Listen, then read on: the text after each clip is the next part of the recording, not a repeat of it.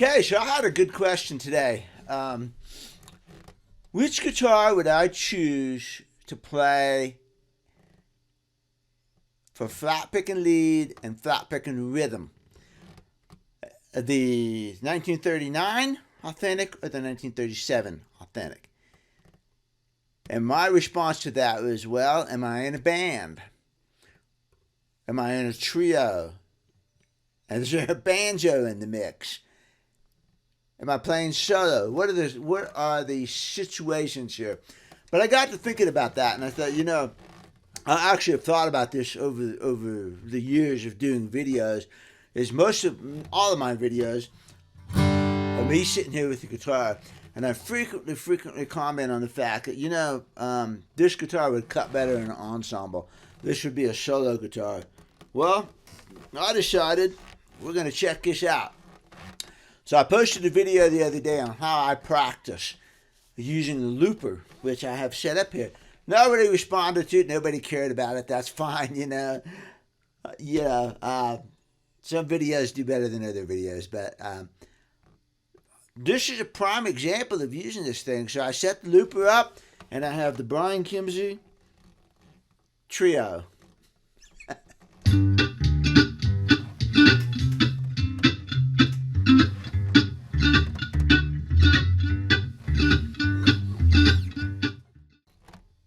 So we're gonna go through a couple of guitars. Let's see how they sound. I've got the backup pretty loud. I mean, it's like what I think a real, this is what would be like freehand jamming here.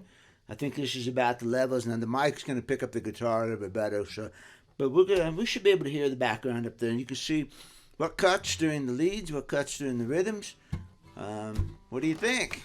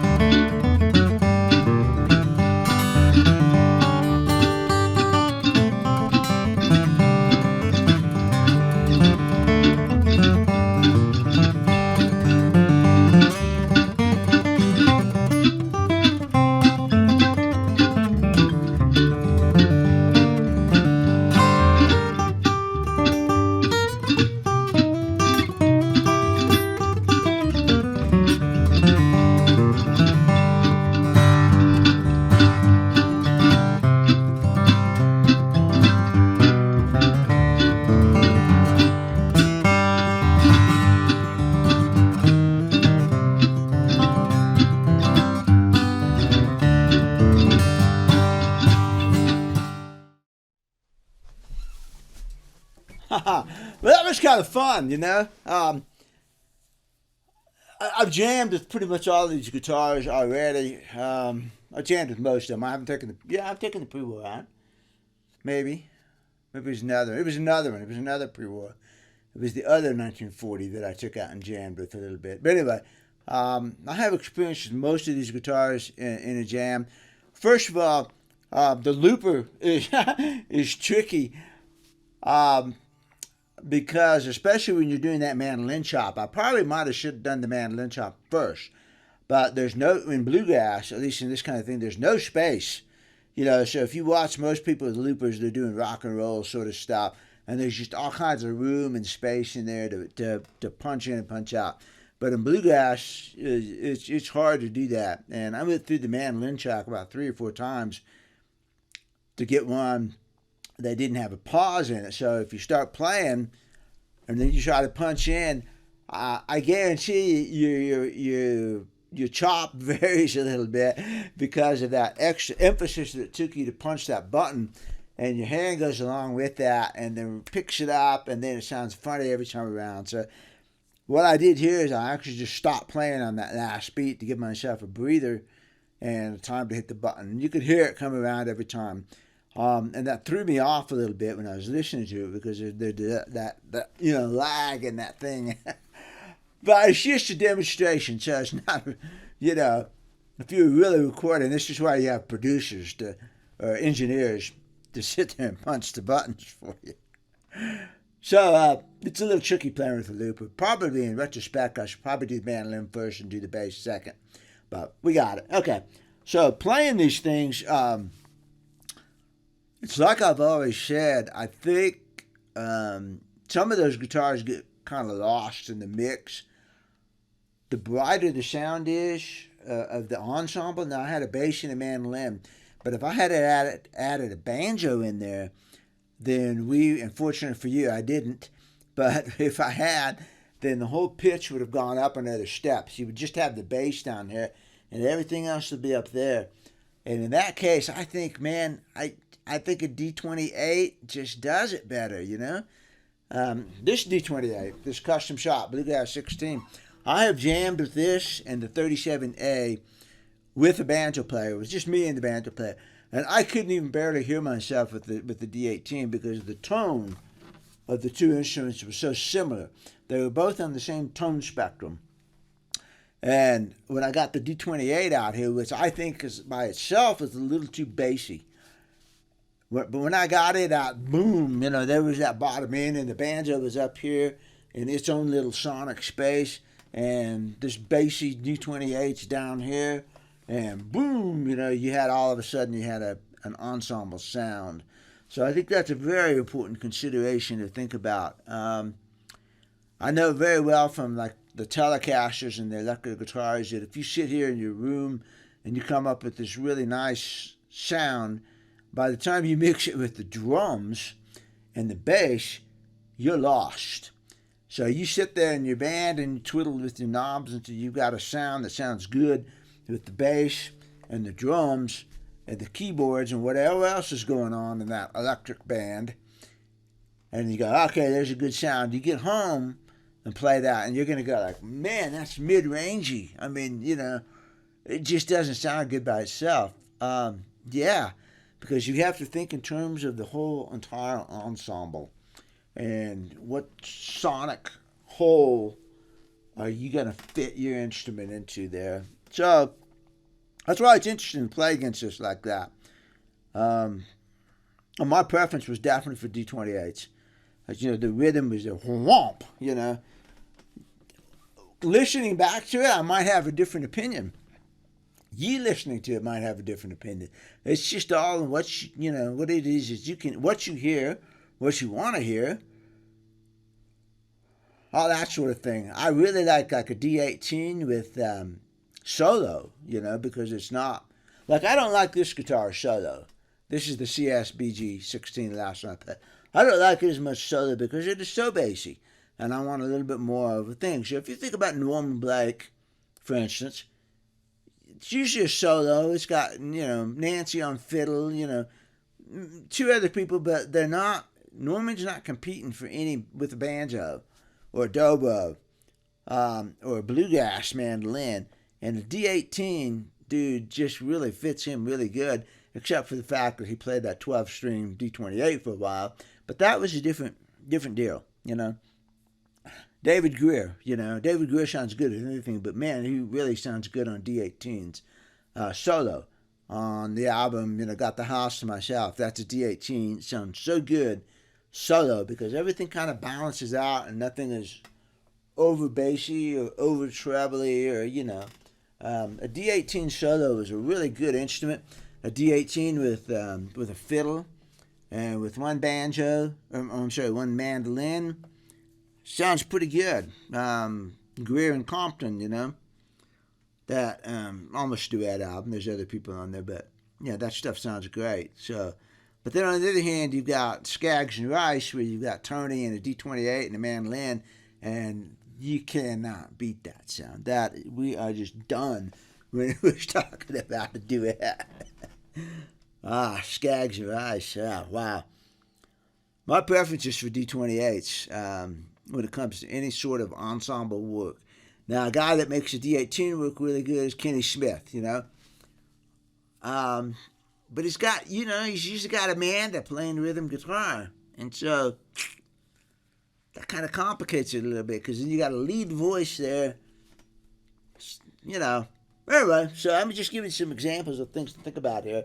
Gosh, this X bass is up here. I'm looking at this guitar. It's got a forward X. I mean, the X is right there because of the large sound hole. This thing's going to fall out of the sound hole. It's right there. All right. Sorry. When I went to the 41 Authentic, I felt like I was playing a guitar. The D18s, the pre-wars, the 40. I thought that cut really good. That was a good sounding guitar. Man, it was good to play. Cut. And like I said, I've got the looper up pretty loud for me here. So it's on the verge of drowning out the guitar. It's giving me something to push against. But that's the way jams and bands are. Everybody plays too loud. And so I think that's a good test of it. But see what you think. I mean, I just thought this was fun to do. Brings out a different character in the guitar for sure. It puts it into a different situation where different qualities come out in that instrument. So Looper's really good practice, man. I'm going to come back and I'm going to practice with the bass and mandolin. I'm going to get me a good solid chop there. There's a lot of hesitation in there. Of course, I also jumped from the bass to the mandolin, and your timing is a little bit different on the two instruments. The bass has got to be really solid, really in that pocket there. It's hard to go from a mandolin to a bass. On the spur of the moment that I was doing. So we did what we could do. So have fun. I love to hear your comments all the time. So feel free to comment. See what you say. Bye.